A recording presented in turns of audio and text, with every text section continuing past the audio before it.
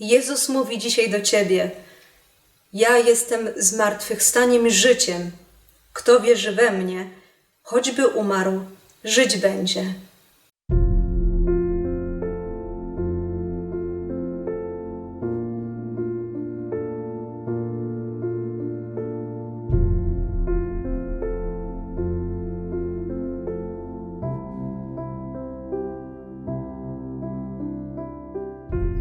Dziś przed nami święty Jan roztacza piękną scenę wskrzeszenia Łazarza.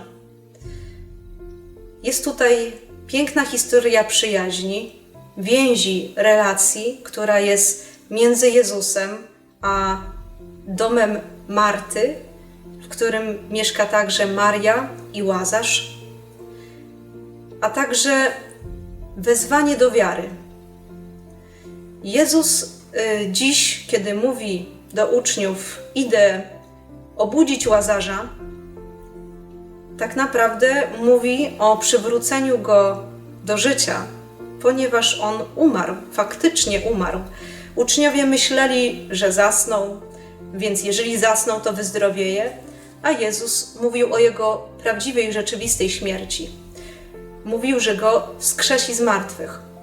Dzisiejszy cud jest jednym z największych, a właściwie trzeba by powiedzieć największym cudem, jaki Jezus dokonał w Ewangelii. Zobaczcie, kiedy Maria i Marta wysyłają wiadomość do Jezusa, żeby przybył, nie mówią: przyjdź, uzdrów Łazarza, tylko piszą: twój przyjaciel choruje. Jaka piękna więź, jaka piękna relacja, co za zaufanie. Nie muszą mu mówić, co ma robić.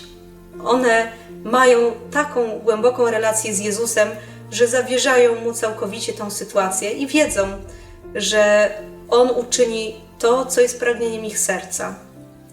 I zdawałoby się, w pierwszym momencie to się nie dzieje.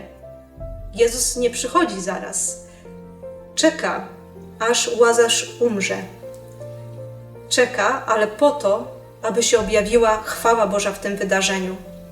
I co się dzieje? Widzimy zarówno Maria i Marta, które spotykają Jezusa, gdy przychodzi do Betanii, mówią: Panie, gdybyś tu był, mój brat by nie umarł.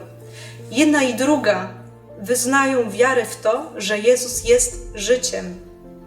Jednak wiara ich była ciągle jeszcze niedoskonała. Widać to też wyraźnie w przypadku Marty, która w chwili, gdy Jezus już z płaczącymi Żydami, z Marią, zbliża się do pieczary, gdzie leżał Łazarz, chce dokonać cudu, Marta wstrzymuje go. Jakby racjonalnie w tej sytuacji chcę powiedzieć: ale on już naprawdę nie żyje od 4 dni. Już cuchnie, jest fetor. Nikt nie ma wątpliwości, że on już naprawdę nie żyje. I tutaj zobaczcie, jest pięknie pokazana modlitwa Jezusa, a zanim to nastąpi, święty Jan rysuje postać Jezusa, który jest nie tylko Bogiem, za chwilę okaże się Jego moc. Wydobędzie z grobu martwego człowieka, który ożyje, ale okazuje swoje ludzkie uczucia. Tak to ewangelista opisuje. Gdy Jezus zobaczył ją, czyli Marię, płaczącą i płaczących Żydów, którzy razem z nią przyszli, wzruszył się w duchu i rozrzewnił. Potem następuje scena, gdzie idzie do pieczary i Jezus zapłakał. Żydzi więc mówili: oto jak go miłował. Jezus zapłakał.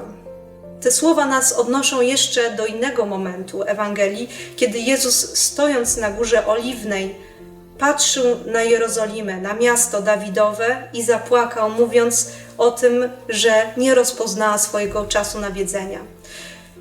Więc rzeczywiście mamy tutaj ten poziom głębokiej relacji, prawdziwej przyjaźni, ludzkich odczuć, jakie w tym momencie były związane ze śmiercią przyjaciela.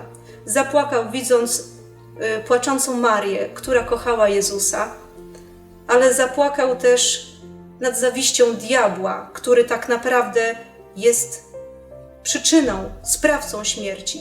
Bo jak mówi nam Księga Mądrości, bo do nieśmiertelności Bóg stworzył człowieka, uczynił go obrazem swej własnej wieczności, a śmierć weszła w świat przez zawiść diabła i doświadczają jej ci, którzy do niego należą. A więc w Jezusie wzburzyły się różne uczucia. Też uczucie wzburzenia na to zło, które się dzieje. I zapłakał nad Żydami, którzy nie chcieli go przyjąć, którzy wcześniej go odrzucali, chcieli go ukamienować. Wiemy, że po tej scenie, gdy Łazarz wyszedł z grobu, bardzo wielu Żydów uwierzyło w Jezusa. I to stało się powodem zawiści ówczesnych przywódców religijnych, którzy właściwie wtedy już wydali wyrok śmierci na Jezusa. Ale zobaczcie też, co tu się dzieje. Modlitwa Jezusa. Jezus, kiedy zaczyna się modlić, wzniósł oczy do góry i rzekł: dziękuję Ci, że mnie wysłuchałeś. I dopiero po dziękczynieniu jest jakby prośba. Zawołał donośnym głosem: Łazarzu, wyjdź na zewnątrz. Jezus tu objawia swoją moc. Jako Bóg właściwie mówi wprost, Jego słowo ma moc. Mówiąc: Łazarzu, wyjdź na zewnątrz, przywraca życie Łazarzowi. I zobaczcie, woła go po imieniu. Jezus woła każdego grzesznika po imieniu. Zwraca się do nas osobiście. Zna imię każdego z nas. Ten grób jest też symbolem i znakiem śmierci duchowej. Jezus jest nie tylko tym, który wskrzesza ciało, ale jest tym, który wskrzesza duszę człowieka. I to jest najważniejsze. Do tego Bóg dzisiaj nas zaprasza. On chce dzisiaj obudzić naszą wiarę. Powiedział dziś do uczniów: Łazarz, przyjaciel nasz, zasnął, lecz idę go obudzić. Jezus przychodzi dzisiaj, abyś przyjął go jako Pana i Zbawiciela. Abyś nie trwożył się, nie lękał się z powodu śmierci fizycznej. Tak, śmierć fizyczna jest straszna, ale Bóg przemienia tę śmierć. On może także powstrzymać złość diabła i przywrócić prawdziwe życie. Dlatego nie lękaj się, otwórz swoje serce, przyjmij Jezusa, otwórz się na Jego Słowo. On dzisiaj osobiście chce się z Tobą spotkać.